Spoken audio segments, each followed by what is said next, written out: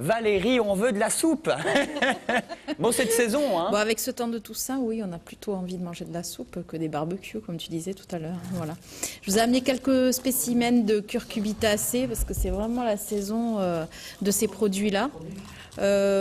Cette année, on les a eu même beaucoup plus tôt que prévu, c'est-à-dire que ça a démarré au mois d'août, même fin juillet, pour certaines coloquintes ou autres courges qui ont poussé. Et puis, on les a jusqu'à la fin de l'hiver, pratiquement.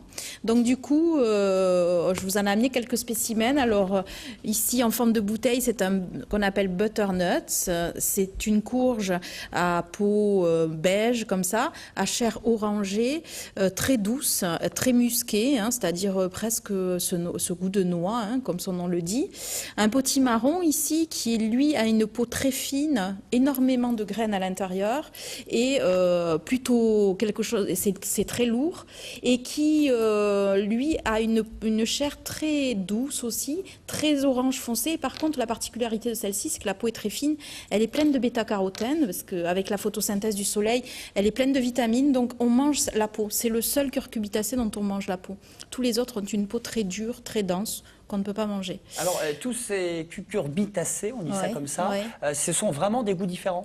Oui, ce sont des goûts totalement différents. Si on cuisine celle-ci, donc le butternut, on a vraiment des notes de noix, etc. D'ailleurs, moi, en cuisine à l'atelier, on les cuisine pas mal avec des noix fraîches, des noisettes, beaucoup d'oignons, etc. Parce qu'on est sur un petit peu la douceur. Le potimarron, c'est celui que je vous ai cuisiné aujourd'hui en soupe. Alors, lui, comme son nom le dit, marron, donc goût de châtaigne, vraiment très prononcé. Donc aujourd'hui, je vous ai fait une soupe avec de la liqueur de châtaigne corse, hein, parce que la châtaigne en Corse, c'est très connu et très renommé. Il y en a beaucoup.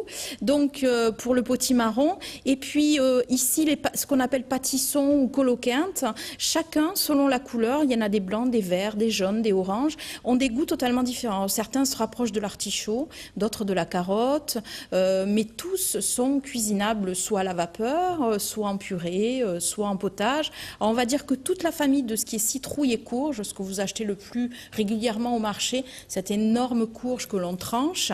Alors, on en a deux sortes, soit à peau verte et à chair jaune, qui contient beaucoup moins de sucre, qui est d'ailleurs conseillé quand les gens ont des problèmes de diabète. Et puis, celle à chair orange, très sucrée, très musquée. Et alors, celle-ci, les courges, les potirons et la citrouille qu'on utilise justement pour Halloween, que les enfants décorent, etc., trous avec des yeux, elles ont une chair assez fibreuse. Donc on a du mal à faire des purées sans rajouter de pommes de terre ou autres pour pouvoir les accompagner. Alors Valérie, est-ce qu'on peut mélanger tout ça pour une soupe? Éventuellement, mais l'idéal, c'est quand même de les cuisiner totalement séparément et totalement différemment. Bon, voilà. Emmanuel, Michel, Maïté, Romu, est-ce que vous êtes soupe un petit peu? Oui. On va s'y mettre. On va s'y mettre. C'est plutôt de la boîte, monsieur, à mon avis. Voilà. Non, mais ce qu'il y a d'intéressant dans ce produit, c'est que tout l'hiver, on peut le cuisiner de l'entrée au dessert. Parce que faire une tarte au potimarron et au chocolat, c'est absolument merveilleux. Faire une soupe, évidemment, mais aussi faire des gratins, l'utiliser, le potimarron en tranches fines, comme un melon juste rôti à la poêle avec un poisson ou une volaille, c'est très intéressant. Et puis, ce sont des chairs qui s'harmonisent très bien avec les épices. Donc l'hiver, on peut donner des consonances totalement différentes dans des tagines éventuellement vers le Maroc et la Tunisie, ou rester très franco-français avec seulement de la noix muscade et un petit peu de beurre à l'intérieur. Voilà. Bon.